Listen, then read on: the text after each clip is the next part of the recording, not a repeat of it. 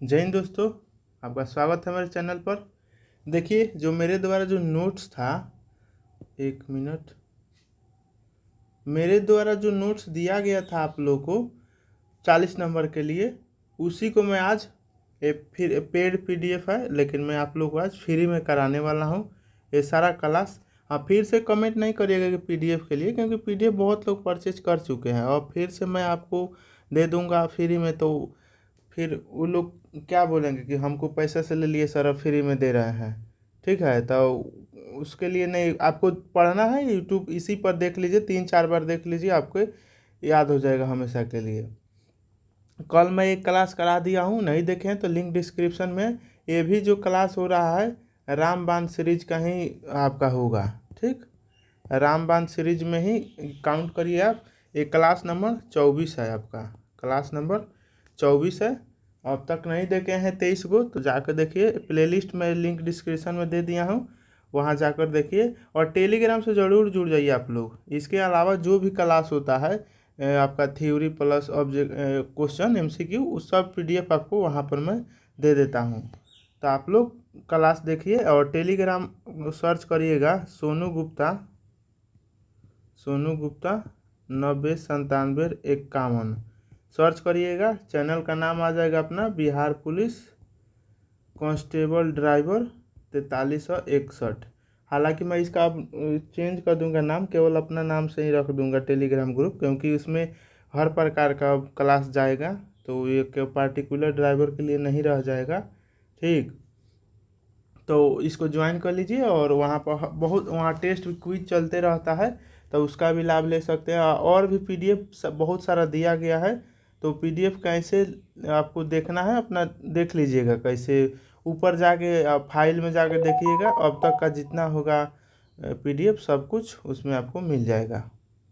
ठीक, तो चलिए हम क्वेश्चन पर अब करते हैं। कल तो बता दिए थे, 50 क्वेश्चन कराए थे, और उसके बाद नहीं, 51 क्वेश्चन की संख्या ज़्यादा था। हाँ, भाग बी, हाँ ये क्वेश्चन ख़त्म हो गया। हम लोग को भाग बी पढ़ना है। ठीक, यहाँ से ये 300 क्वेश्चन है, ये रोड सेफ्टी से रिलेटेड 3 क्वेश्चन है, और भाग ए में आपका 200 क्वेश्चन है, मतलब टोटल 500 क्वेश्चन हो गया। देख रहे हैं, 300 क्वेश्चन है आपको, और ये एग्ज़ाम के लिए आपके बहुत फ़ायदेमंद होगा 40 नंबर के लिए। ठीक, और जीके जीएस के लिए भी मैं शुरू कर दिया हूँ। जिस टॉपिक से क्वेश्चन उठाता है उसी टॉपिक को मैं उठा रहा हूँ। पहले थ्योरी बता दे रहा हूँ आप लोग को, उसके बाद उससे रिलेटेड एमसीक्यू हो जा रहा है आपको, तो बहुत फ़ायदा करेगा। हर क्लास को आप बारीकी से और देखिएगा, शुरू से एकदम अंत तक। तो चलिए शुरू करते हैं हम क्लास।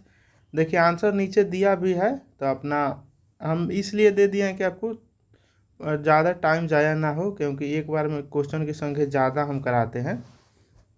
देखिए 300 में आज हम कितना करा पाते हैं। आज 300 तो नहीं हो पाएगा, लेकिन कोशिश करेंगे 100 तक जाने का, 100-150 तक। देखिए, तो चलिए हम फर्स्ट क्वेश्चन देखते हैं।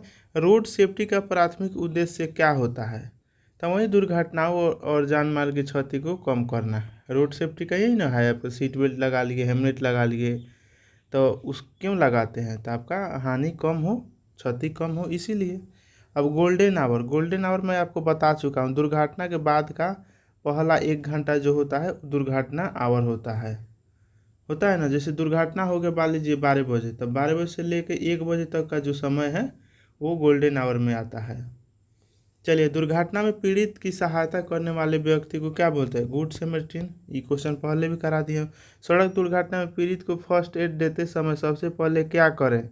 तो वो करे क्या? तो सांस और हृदय गति की जांच करें, यही ना होगा।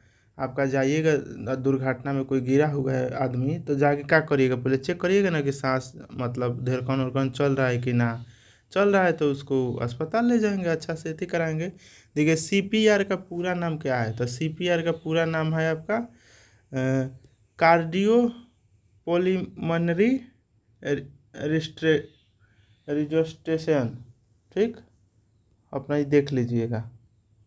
कार्डियो पल्मोनरी रजिस्ट्रेशन ना, रजिस्ट्रेशन तो ना है, रेजू रजिस्ट्रेशन। इसको अभी अपना से पढ़ लीजिएगा भाई। ठीक। चलिए 6 नंबर देखिए, क्योंकि इंग्लिश मेरा भी उतना ही मजबूत है जितना आप लोग का है। ठीक। कोई कोई वर्ड है जो दिक्कत है पढ़ने में, बाकी सब ठीक है। गंभीर रक्त स्राव को रोकने के लिए क्या करेंगे, माने पूरा तेजी में खून बह रहा बा, तो आप क्या करिएगा उस पर, तो उस पर घाव पर हाथ या क्लीन क्लोथ से दबा डालेंगे। ये ना करेंगे, खून गिरने लगेगा एक्सीडेंट में तेजी में, तो साफ कपड़ा से या ना तो हाथ से ओकरा दाब के रखेंगे ताकि खून का सर्कुलेशन जो बहने का है वो रुक जाए। दुर्घटना स्थल पर क्या नहीं करना चाहिए, तो आपको पीड़ित को अनावश्यक हिलाना, माने हिल डोल उस तरह के ज़्यादा नहीं करना चाहिए। इमरजेंसी हेल्पलाइन नंबर क्या है, तो आपका 108 है एम्बुलेंस के लिए। अब तो 112 ऑल इन वन हो गया है। ड्राइविंग लाइसेंस के बिना बिना वाहन चलाने पर क्या होगा, बिना लाइसेंस के चलेगा तो आपको जुर्माना या कारावास हो सकता है। बिना ड्राइविंग लाइसेंस के चलिएगा तो जुर्माना हो जाएगा। अब कितना जुर्माना होगा आप कमेंट करके बताइए। मैं बहुत बार एक क्वेश्चन बता चुका हूँ, धारा वाला अभी तक का क्लास नहीं देखे हैं तो जाकर देखिए, लिंक डिस्क्रिप्शन में है, वहीं प्ले लिस्ट में मिल जाएगा, वहाँ से जाकर देखिएगा। ठीक। व्याख्या में कुछ कुछ लिखा हुआ है, देख रहे हैं, मोटर व्हीकल एक्ट 1988 के तहत धारा 3 के तहत दंडनीय है आपका लाइसेंस, 3 नंबर पर है। देखिए लर्नर लाइसेंस की वैलिडिटी पीरियड 6 महीना, पता है होगा आपको, और ये केवल आप भारत तक ही सीमित रहते हैं लर्निंग वाला। ठीक है। आगे देखिए परमानेंट ड्राइविंग लाइसेंस के लिए आयु सीमा क्या है, 18 वर्ष। 18 वर्ष के हो जाइएगा तो आप जा कर के लाइसेंस ले सकते हैं। एक क्वेश्चन यहाँ देखिए, आप नाबालिग हैं और गाड़ी चला रहे हैं, पकड़ा गए, तो आप पर क्या होगा, माने लाइसेंस 18 वर्ष से कम है तभी ना आप नाबालिग हैं, 18 के बाद ही लाइसेंस बनेगा। तो जब पकड़ा जाइएगा तो आप फिर से लाइसेंस बनवाने जाइएगा, तो वो जांच करेगा कि आप पकड़ाए हुए हैं नाबालिग में, तो आप पर रोक लगा देगा, आपको लाइसेंस ही नहीं देगा। बोलेगा कि 25 साल तुम हो जाओगे, 25 वर्ष के, तब तुमको लाइसेंस मिलेगा।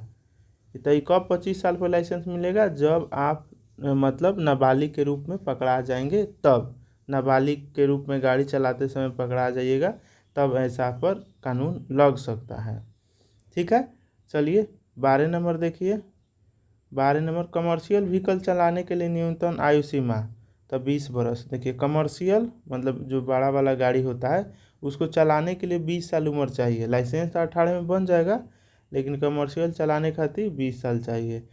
ड्रंक ड्राइविंग के लिए अल्कोहल की अनुमत सीमा क्या है, माने कितना आप अल्कोहल लिए रहिएगा तो मतलब काम चलेगा, हाँ भाई चलो चला सकते हैं, क्योंकि उतना खाना पीना खाइएगा ना तो उतना अल्कोहल खुद में आपके अंदर रहेगा, तो वो कितना होगा, तो आपका 30 mg/100 ml ब्लड में, माने 100 ग्राम ब्लड में 30 ग्राम अगर अल्कोहल है तो चलेगा, आप ड्राइविंग कर सकते हैं। मतलब आप मतलब दारू नहीं पिए हैं इसका मतलब है, क्योंकि आप कोई भी हर खाना खाते हैं, जैसे सेब, आपका नारंगी और किशमिश, किशमिश का अल्कोहल बनता है ना, तो उसमें तो अल्कोहल की मात्रा है, तो उसमें चेक होगा तो आप में दिखा देगा, तो आपको 30 तक चलेगा। उसके ऊपर बढ़ेगा तो मतलब आप नशा किए हुए हैं। नशे में ड्राइविंग के लिए फर्स्ट ऑफेंस में क्या दंड है, माने नशा में गाड़ी चलाइएगा तो फर्स्ट बार पकड़ाइएगा तो आपको 10,000 जुर्माना होगा, 6 महीना के कारावास होगा। एक बाद पकड़ाइएगा तो और ज़्यादा आपको देने पड़ जाएगा। धारा वारा देख लीजिएगा, 185 के अनुसार आप पर जुर्माना ये सब लगेगा, नशा में पीजिएगा गाड़ी चलाएगा तो। देखिए हेलमेट ना पहनने पर दुर्घटना कितना जुर्माना कितना है, हेलमेट ना पहनिएगा तो 1,000 है। ठीक है। ये आपका आप व्याख्या भी थोड़ा बहुत देख लीजिएगा, जिसमें धारा से रिलेटेड व्याख्या की चर्चा होगा उसको पढ़ देंगे। ठीक। सीट बेल्ट ना लगाने पर जुर्माना 1,000, हेमलेट और सीट बेल्ट दोनों के लिए 1,000 जुर्माना है। ड्राइवर और फ्रंट सीट पैसेंजर के लिए सीट बेल्ट अनिवार्य है। ठीक है। ड्राइवर और फ्रंट सीट पर जो बैठेगा ये दोनों आदमी को सीट बेल्ट लगाना अनिवार्य है, ना लगाइएगा तो जुर्माना लगेगा। ओवर स्पीडिंग के लिए जुर्माना कितना है, तो ओवर स्पीडिंग में आपका देखिए ओवर स्पीड है आपका तो 2,000 के जुर्माना लग जाएगा आपको। ठीक। तो माने आपका आंसर हो जाएगा जुर्माना और लाइसेंस रद्द हो जाएगा। ऑप्शन में थोड़ा थी, इसमें पैसा का चर्चा नहीं किया है। ठीक है। ऐसे मैं धारा वाला जो पढ़ाया हूँ उसमें पूरा डिटेल से मैं बता दिया हूँ पैसा कितना लगेगा क्या लगेगा। ठीक, तो उसको जाके देखिए। व्हीकल इंश्योरेंस ना होने पर जुर्माना कितना है, तो आपका वही 2000 व्हीकल इंश्योरेंस बीमा का कह रहा है। बीमा नहीं कराए रहिएगा तो जुर्माना आपको 2000 का लग जाएगा। आगे क्वेश्चन देखिए 19 नंबर। अंडर इन्फ्लेटेड ट्राई से क्या होता है? अंडर इन्फ्लेटेड आपका ये क्या है? ट्रेस ट्रेरेस से क्या होता है? तो ईंधन की खपत बढ़ती है। क्या होती है? ईंधन की खपत बढ़ती है अगर ये होगा तो। चलिए, व्हीकल मेंटेनेंस का मुख्य उद्देश्य क्या है? तब सुरक्षित और ऑप्शन नंबर बी, सुरक्षित इफिशियंसी बनाए रखना। सुरक्षित और इफिशियंसी बनाए रखना माने गाड़ी एकदम अच्छा रहेगा और उसका जो क्षमता है चलने का ना होता है कि पुराना हो जाता है, रख रखाव ठीक है तो माइलेज अच्छा देता है, तो वही एफिशिएंसी मतलब क्षमता उसका बनाए रखना मेन उद्देश्य है मेंटेनेंस का थी। देखिए आगे, टायर प्रेशर्स की जांच माने टायर के कह रहा है। टायर, वो टायर मतलब लिखा है। टायर प्रेशर की जांच कब करानी चाहिए? तो एक हफ्ते में एक बार माने सप्ताह में एक बार आपको जांच कराना चाहिए चक्का के हवा को। ठीक, तो वही प्रेशर का ही है, तो ऑप्शन ए हो जाएगा 22। देखिए, इंजन ऑयल को कब बदलना चाहिए? तो इंजन ऑयल को देखिए हर गाड़ी का अलग अलग होता है। माने अमूमन तो अधिक सब गाड़ी का लगभग सेम ही थी रहता है कि हाँ इतना दिन में आप 10,000 पर जांच कराइए एक बार, माने मोबिल पलटवाइए अपना, आप मोबिल आप फिल्टर पलटवाइए, एयर फिल्टर पलटवाइए। लेकिन वो मैन्युफैक्चर जो जिस कंपनी का गाड़ी वाला रहता है वो लिख कर देले रहता है कि हाँ आप इतना दिन में आके मेरे सर्विस सेंटर पर आइए और उसका सर्विसिंग करा लीजिए। तो ये गाड़ी मैन्युफैक्चरर के रिकमेंडेशन के अनुसार यह डिपेंड करता है। हालांकि याद रखिएगा 10,000 पर चेंज होता है। हालांकि पूरा नया खरीद के लाए रहिएगा तो 1,000 जब चल जाता है तो आप एक बार जाइए, उस समय मोबिल चेंज नहीं करेगा, खाली नोट बल्टू ये सब चेक कर लेगा, हवा एयर फिल्टर ये सब चेक करके भेज देगा। लेकिन फिर जब 10,000 हो जाएगा तो अब बोलेगा आप मोबिल चेंज करिए। ठीक है, चलिए आगे देखिए 24 नंबर। हेडलाइट का उपयोग कब करना चाहिए? तो हेडलाइट का उपयोग आपको लो विजिबिलिटी कंडीशन में, माने आपको नहीं दिख रहा है तब ना आपका हेडलाइट का उपयोग किया जाए। जैसे बरसात हो गया, कुहा हो गया, रात के समय, इस समय आप हेडलाइट का प्रयोग करते हैं। ये केवल का शब्द आप कितना लोग केवल रात में मार देगा? नहीं, जब बारिश हो रहा है ना कस के तब भी यूज करते हैं, कोहरा के समय है उस समय भी हेडलाइट का यूज होता है। ठीक है, तो आंसर बी हो जाएगा। या इस टाइप का क्वेश्चन पूछ सकता है आपको, मतलब मेंटली वाला। हाई बीम का यूज कब नहीं करना चाहिए? कब ना करना चाहिए? जब सामने से कोनो गाड़ी आ रहा है और आपको तो हाई बीम नहीं करना चाहिए, ना तो ऊपर आँख हो जाएगा, आँख चुनरी आएगा, आपको गाड़ी नहीं देखेगा, आगे ठोक देगा।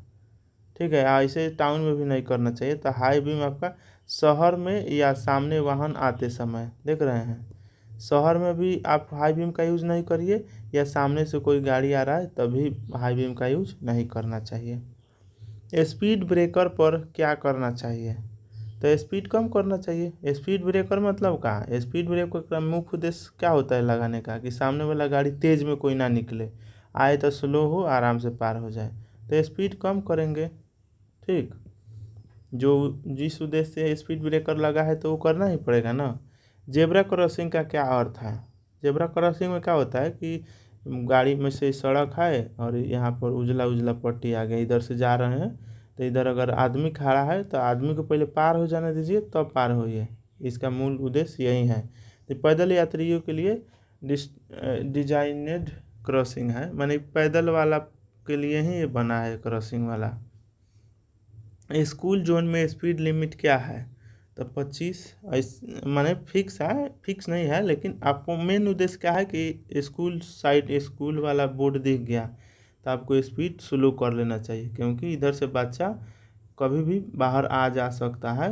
बच्चा बच्चा होता है, उतना उसको ना पता है, इसलिए आप स्लो से आराम से पार होना चाहिए। ठीक है, आगे देखिए, एयर बैग का उद्देश्य क्या है? तो एयर बैग का उद्देश्य क्या है?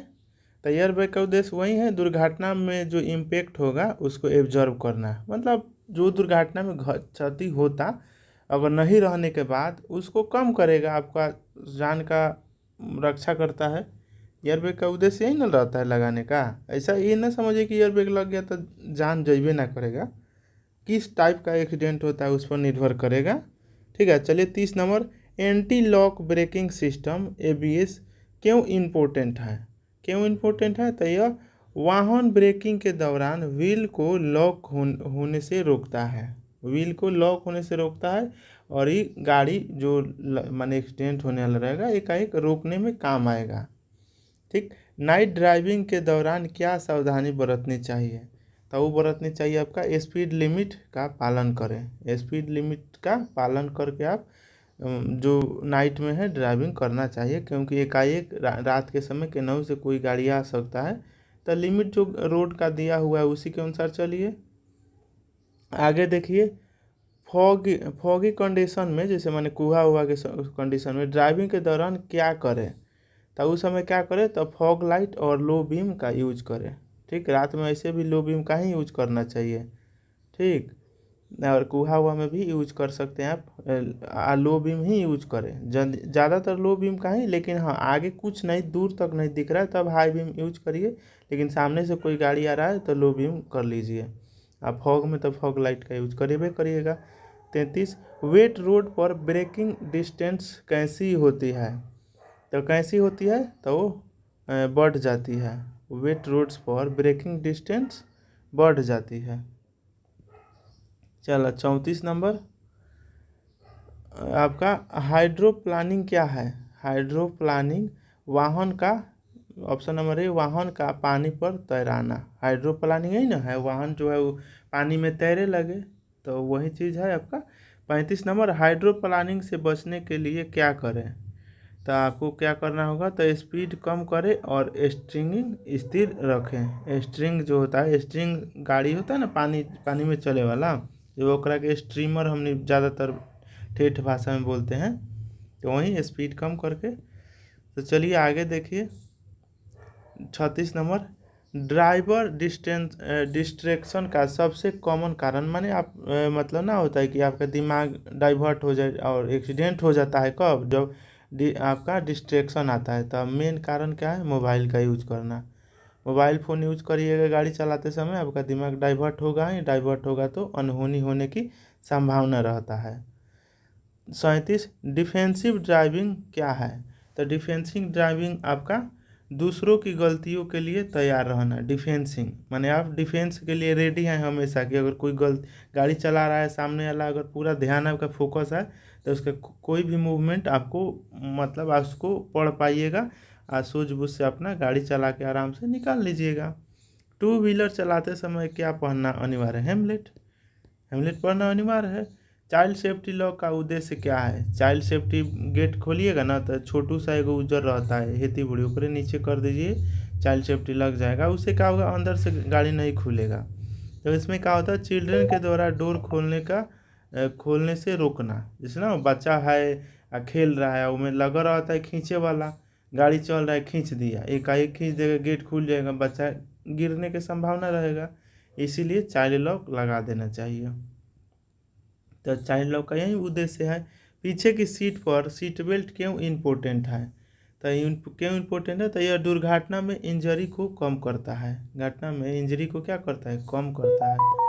41, नाइट ड्राइविंग के लिए क्या टिप है? माने रात में गाड़ी चला रहे हैं ड्राइवर को, तो आप क्या उनको सलाह देंगे? तो उसमें सलाह यही है कि ऑन कमिंग व्हीकल्स से हाई बीम पर अपनी माने आँख को साइड में फोकस करें। जैसे मान लीजिए कि आप गाड़ी चला रहे हैं, सामने वाला कोई गाड़ी आ रहा है, माने यहाँ से आप जा रहे हैं उन्हें से उगा रहा है, आप मान लीजिए लो बीम कर लिया, ई वाला लो बीम किया ही नहीं, तो आप गाड़ी को ना देख के अगर अगल बगल देखिए, उससे आपको थोड़ा आसानी होगा और आगे क्रॉस कर पाइएगा। 42 देखिए, ओवरलोडेड व्हीकल से क्या रिस्क होता है? तो वो होता है ब्रेकिंग एफिशिएंसी कम होता है। ऑप्शन नंबर ए हो जाएगा। ब्रेकिंग एफिशिएंसी मतलब ओवरलोड कर लीजिएगा ना तो ब्रेक मारते समय ब्रेक कब को फेल कर जाएगा, काम ही नहीं करेगा। तो यही आपका ब्रेकिंग सिस्टम जो है हल्का कमज़ोर कर देता है ओवरलोडिंग वाला गाड़ी। 43 देखिए, वाहन में फर्स्ट एड किट क्यों ज़रूरी है? क्यों ज़रूरी है आपको पता ही है, इमरजेंसी में इमीडिएट एड के लिए ज़रूरी है। मान लीजिए कट फट गया तो आप उसका इस्तेमाल कर सकते हैं।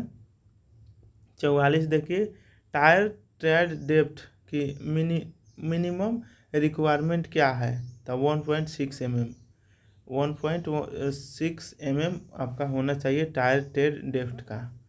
आपका विंड स्क्रीन वाशर फ्यूल्ड क्यों इम्पोर्टेंट है? तो वो इम्पोर्टेंट है और आपका वाइंड स्क्रीन को क्लीन रखने में।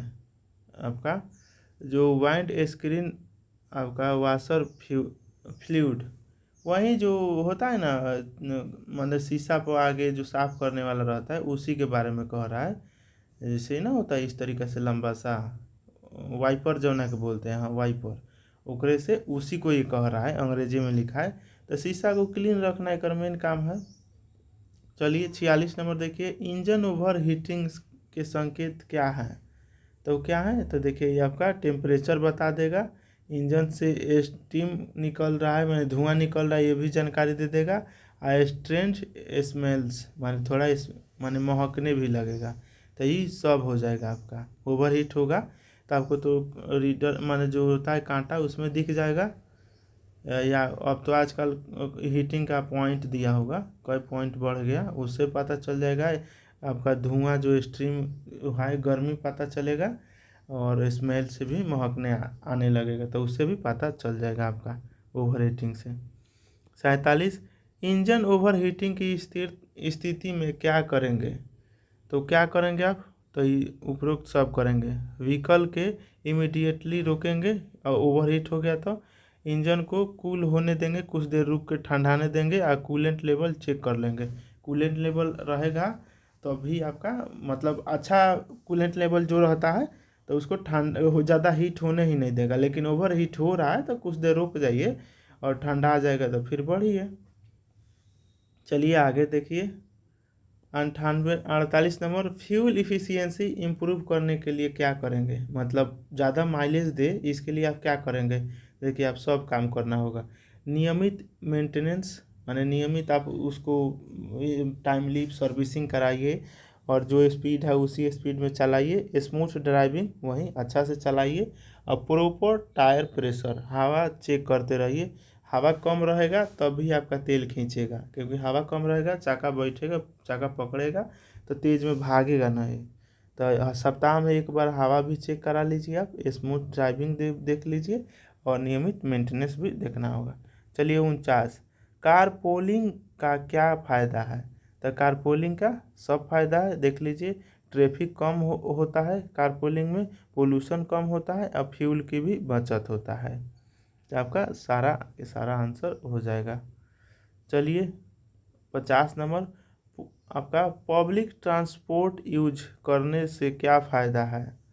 क्या फ़ायदा है? तो सब फायदा है आपका पब्लिक ट्रांसपोर्ट। पहले तो ट्रैफिक में कमी आएगा, पर्सनल व्हीकल के एक्सपेंस कम होंगे, और जब पर्सनल गाड़ी रोड पर कम रहेगा तो ट्रैफिक भी कम रहेगा।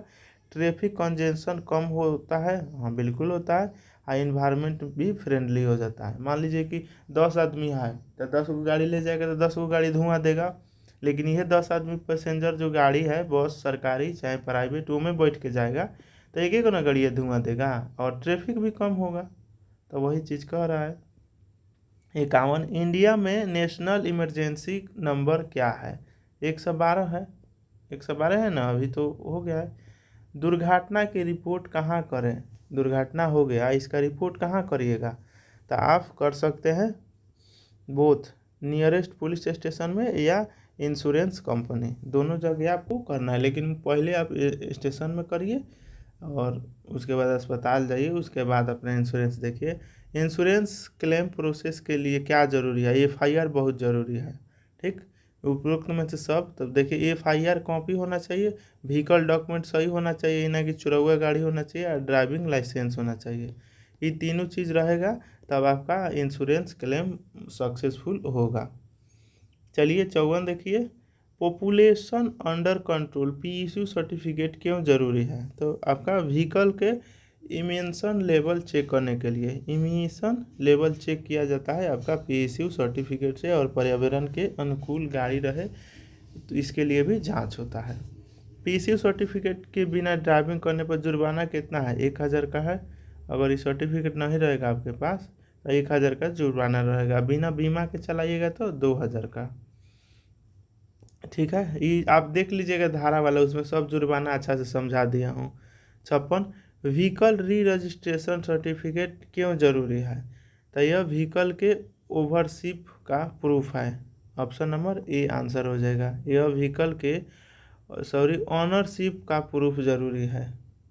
व्हीकल का रजिस्ट्रेशन कराए रहिएगा तो माने आरसी, वही आरसी के बारे में देखिए, गाड़ी बेचते किनते समय आरसी ही चेंज किया जाता है।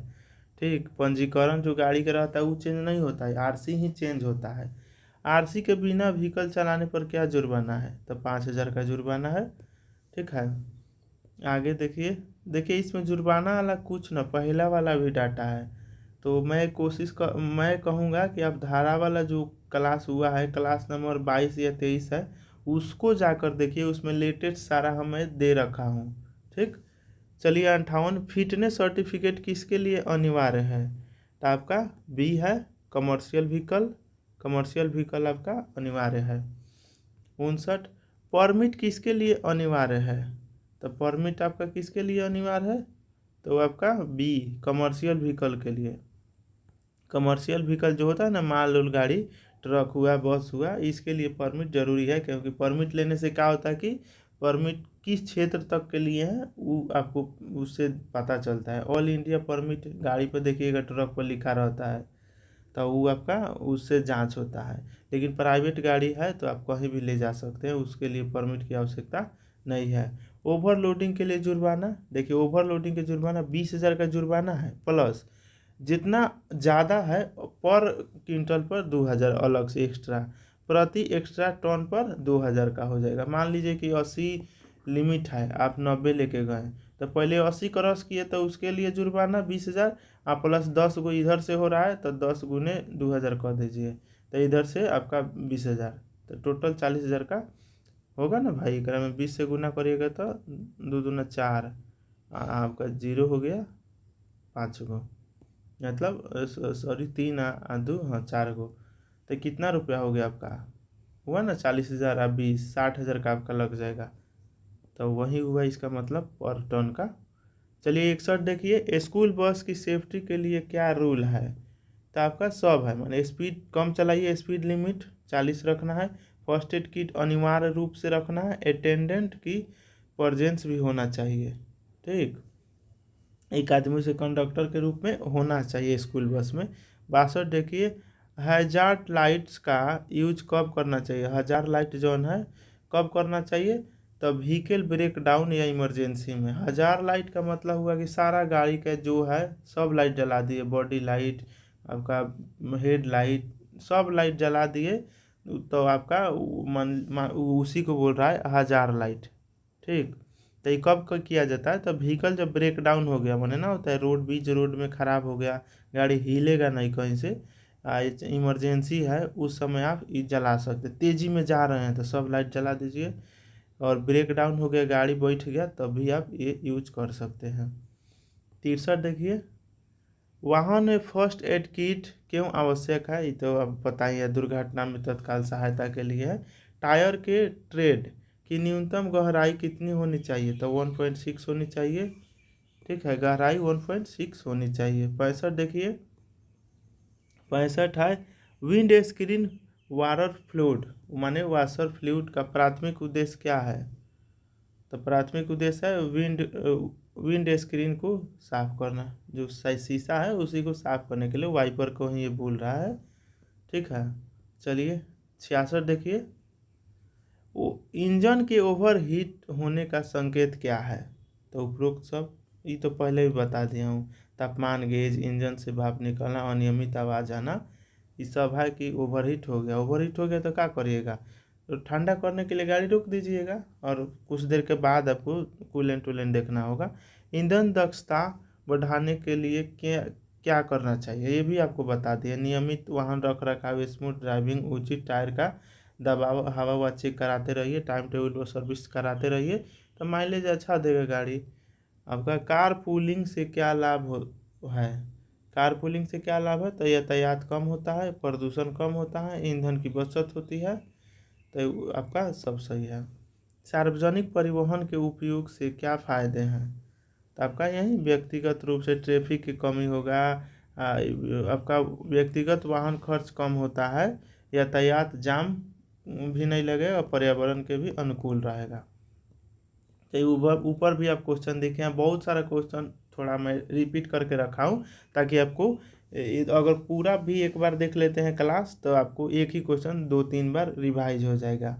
भारत में आपातकालीन वहीं 112 दुर्घटना की रिपोर्ट कहाँ करेंगे? तो वहीं दोनों जगह कर दीजिएगा, नज़दीकी पुलिस या इंश्योरेंस दोनों जगह। और FIR कॉपी बना लीजिएगा, लाइसेंस होगा तब जाके आपका इंश्योरेंस क्लेम सक्सेसफुल होगा। इंश्योरेंस क्लेम प्रक्रिया के लिए कौन सा दस्तावेज? देखिए अभी पढ़ाए हैं ऊपर। PCU सर्टिफिकेट क्यों ज़रूरी है? तो वही आपका वाहन के उत्सर्जन स्तर जांच करने के लिए। PCU सर्टिफिकेट बिना चलाइएगा तो 1000 का जुर्माना लगेगा। वाहन रजिस्ट्रेशन माने RC क्यों जरूरी है? तो यही वाहन के स्वामित्व का प्रमाण पत्र, माने आप ही का गाड़ी है ना, यह पता चलेगा RC से। और गाड़ी खरीदते समय RC ही चेंज होता है, RC के बिना चलाइएगा तो 5000 का जुर्माना लग जाएगा। Option number C। Fitness certificate किसके लिए अनिवार्य है? तो आपका निजी नहीं, आपका व्यावसायिक वाहन के लिए। देखिए वहाँ अंग्रेजी में लिखा था, यहाँ हिंदी में दे दिया है। वहीं कमर्शियल वाहन के लिए परमिट जरूरी है। फिर से क्वेश्चन आ गया, वहीं ओवर लोडिंग के लिए जुर्माना, वही आपका 20,000 20 टन। देखिए जो तेज में जो पड़ा हुआ है उसको मैं निकल रहा हूँ। बस की सुरक्षा के लिए क्या जरूरी है? तो वो आपका सब हो जाएगा। गति सीमा, फर्स्ट एड का, परिचारी की उपस्थिति। हेडलाइट ना, हजार लाइट, ये भी आपको बता दी है, वाहन खराब होने पर या आपात स्थिति में आप कर सकते हैं। Option number B। चलिए, वाहन में बच्चों की सुरक्षा के लिए क्या उपाय करेंगे? तो वह उपयुक्त सब हो जाएगा। चाइल्ड सीट लगाइए, चाइल्ड लॉक लगा लीजिए, बच्चों की आगे की सीट पर ना बैठने दें, ये तीनों चीज़ कर सकते हैं। 83 नशे के हालत में अगर ड्राइविंग करिएगा, माने कितना अल्कोहल चल बनेगा? तो वही 30 ml पर 100 ml में। Option number B। ऊपर आप देखबे किए, नशे में ड्राइविंग के लिए पहली बार अपराध पर क्या दंड है? तो वही पहली का बार पर 10,000 जुर्माना, 6 महीना का या कारावास भी हो सकता है। हेमलेट ना पहनने पर 1000 का जुर्माना, सीट बेल्ट भी नहीं पहनिएगा तो 1000 लगेगा। बस यही पर आए, 1000 लगेगा सीट बेल्ट। ओवर स्पीडिंग पर आपका जुर्माना और लाइसेंस रद्द हो जाएगा। ठीक, लहरिया काट वहीं चलिएगा। वाहन इंश्योरेंस ना होने पर जुर्माना कितना? वाहन इंश्योरेंस ना रहेगा तो वह आपका 2000, इंश्योरेंस ना रहेगा तो 2000 का जुर्माना। अंडर इन्फ्लेटेशन टायर से क्या तात्पर्य है? तो ईंधन की खपत माने टायर में हवा एकदम बढ़िया से रहेगा तो क्या होगा, आपका तेल उल के भी खपत बचेगा, माइलेज अच्छा देगा। 90 देखिए, वाहन रख रखाव का मुख्य उद्देश्य क्या है? तो वहीं आपका सुरक्षा और दक्षता बनाए रखने के लिए। इस दक्षता मतलब हुआ कि माइलेज अच्छा देगा। टायर दबाव की जांच कब करनी चाहिए? तो ये हफ्ते में एक बार दबाव को जांच करना चाहिए। इंजन ऑयल को कब बदलना चाहिए? वही हर 10,000 किलोमीटर पर। ऐसे माने हर गाड़ी कंपनी अपने बोले रहता है कि इतना किलोमीटर पर आप एक बार सर्विसिंग करा लीजिएगा। जैसे महंगा गाड़ी है तो उसका जल्द लेट से होता होगा, और आम जो हाई बोलेरो स्कॉर्पियो ये सब आता है, अमूमन अधिकतर गाड़ी का सेमे होता है, 10,000 किलोमीटर पर होता है। हालांकि न्यू गाड़ी रहता है तो 1000 पर जांच कराया जाता है, लेकिन मोबिल चेंज नहीं होता है। ठीक, 10,000 पर चेंज होता है। ब्रेक फ्लेयर के संकेत, मैंने ब्रेक फेल हो गया तो आपको क्या करना चाहिए? तो उपरोक्त सब। ब्रेक पैडल का नरम होना करना चाहिए, नरम होना, ब्रेक लगाने में अधिक बल लगाना और वाहन को एक तरफ खींचना कोशिश करना चाहिए ब्रेक फेल होने पर। और ब्रेक लगाते रहना चाहिए, कभी अचानक से पकड़ सकता है ब्रेक। हेडलाइट का उपयोग कब करना चाहिए? तो वहीं सब सिचुएशन में, रात में भी, और मतलब ऑप्शन नंबर B, कम दृश्यता वाली स्थिति में, मैंने कहा जहाँ कम दिख रहा है वहाँ आपको हेडलाइट का यूज करना चाहिए। चलिए आगे देखिए, ऊपर भी मैं बता दिया हूँ, यहाँ व्याख्या देख लीजिए। कोहरा, बारिश में या शाम के समय हेडलाइट का उपयोग दृष्टि बढ़ाने और दुर्घटना को रोकने के लिए किया जाता है। 95 नंबर देखिए, हाई बीम का उपयोग कब नहीं करना चाहिए? जब सामने से गाड़ी आ रहा है तो नहीं करना चाहिए आपको, शहर या सामने से आते समय वाहन पर। ये ऊपर बता चुका हूँ। स्पीड ब्रेकर पर क्या करना चाहिए? ब्रेक कम करना चाहिए, गाड़ी को गति कम करना चाहिए, ये भी बता दिया हूँ। जेब्रा क्रॉसिंग ये भी बता दिया हूँ। पैदल यात्रियों के लिए है आपका option number A. School zone पर आपका कितना है? तो 25 के स्पीड से चलिए। ये लगता है सारा क्वेश्चन रिपीट है। एयर बैग का उद्देश्य क्या है? तो वही दुर्घटना में इम्पेक्ट को एब्जॉर्ब करेगा, ऑप्शन नंबर बी हो जाएगा। एंटी लॉक ब्रेकिंग सिस्टम, वहीं आपका यह ब्रेकिंग के दौरान पहियों को लॉक होने से रोक देता है। आई होप आपको ये सब क्वेश्चन रिपीट है, अब एक बार फिर से देख रहे हैं तो याद हो जाएगा आपको। रात में ड्राइविंग के दौरान क्या सावधानी बरतनी चाहिए? तो आपको गति सीमा पालन करना चाहिए रात के समय।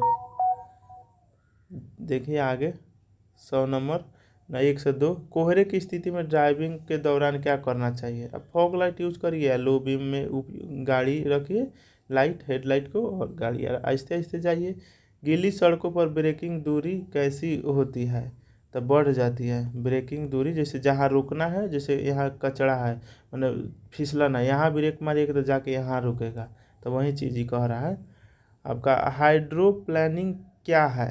तो हाइड्रोप्लानिंग वाहन पर पानी का तैरना, आपका ऑप्शन नंबर ए हो जाएगा। चलिए आगे देखिए 105, हाइड्रोप्लानिंग से बचने के लिए क्या करेंगे?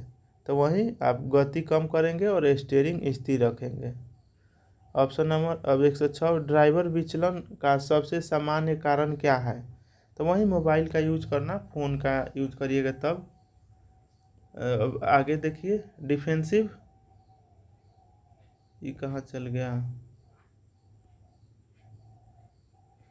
ये टाइम तो चल रहा है।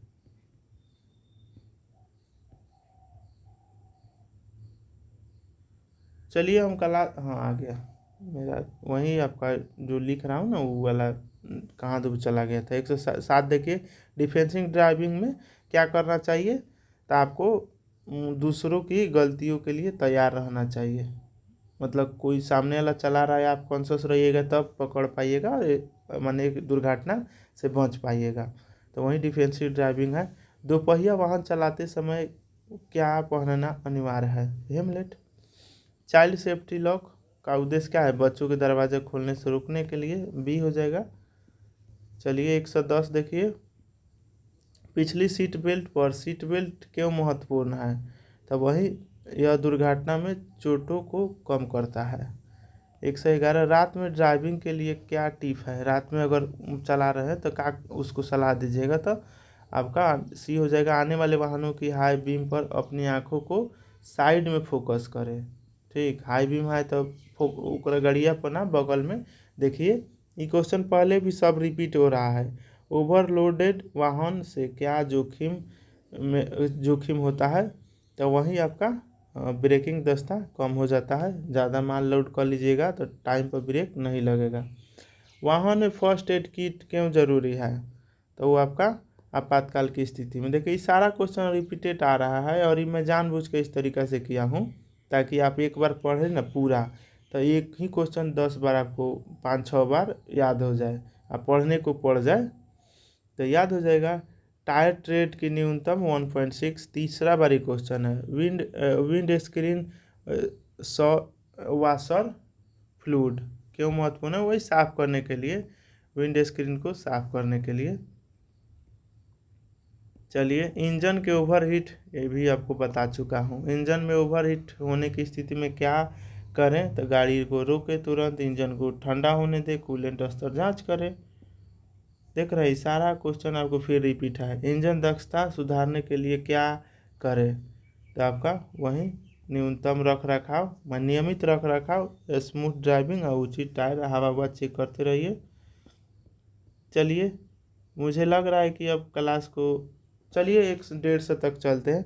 कारपूलिंग का क्या लाभ है? तो वही आपका सब है, यातायात कम होगा, प्रदूषण कम होगा, ईंधन की बचत होगा। सार्वजनिक परिवहन के इस्तेमाल से ये भी आपको बता दिए हैं, व्यक्तिगत खर्चा कम आ जाएगा आपका, यातायात भीड़ पर्यावरण अनुकूल हो जाएगा। भारत में राष्ट्रीय आपातकाल नंबर 112। दुर्घटना की रिपोर्ट कहाँ करेंगे, तो वही इंश्योरेंस और नज़दीकी पुलिस स्टेशन। फिर से इंश्योरेंस क्लेम के लिए आपका FIR, वाहन दस्तावेज, ड्राइविंग लाइसेंस तीनों होना चाहिए। PCU सर्टिफिकेट क्यों जरूरी है, तो वहीं वाहन के उत्सर्जन स्तर जांचने के लिए ऑप्शन नंबर A हो जाएगा। वहीं आप PSU बिना चलाइएगा तो 1000 का जुर्माना लगेगा। RC क्या होता है, तो RC वही आपको गाड़ी मालिक का पता लगता है, इससे ऑप्शन नंबर A। वाहन के स्वामित्व के प्रमाण होता है, RC बिना चलाइएगा तो 5000 का जुर्माना। आपका फिटनेस सर्टिफिकेट किसके लिए अनिवार्य है, तो व्यवसायिक के लिए अनिवार्य है। परमिट किसके लिए अनिवार्य है, देखिए दोनों क्वेश्चन फिर से आ गया आपका व्यवसायिक के लिए। 130 देखिए, ओवर लोडिंग के लिए जुर्माना कितना है, तो वहीं 20,000 और प्रति टन 2,000। ये तो जितना क्वेश्चन अभी पढ़ाया वही लगभग सब याद हो जाएगा आप लोग को। स्कूल बस की सुरक्षा के लिए वहीं इस उपरोक्त सभी गति सीमा 40, फर्स्ट एड किट और परिचारी की उपस्थिति। चलिए आगे देखिए, हेडलाइट 1000 लाइट में आपका वही वाहन बैठ गया है, माने वाहन खराब हो गया या आपात स्थिति में कर सकते हैं। वाहन में बच्चों की सुरक्षा के लिए क्या उपाय है, तो उपरोक्त सब चाइल्ड सीट, चाइल्ड लॉक, बच्चों को आगे सीट पर न बैठाएं। नशे में ड्राइविंग के लिए अल्कोहल की अनुमति इतना तक आप पी सकते हैं। नशे में ड्राइविंग के लिए पहली बार अपराध पर क्या दंड है, तो आपका वही 10,000 जुर्माना, 6 महीने के जेल हो सकता है।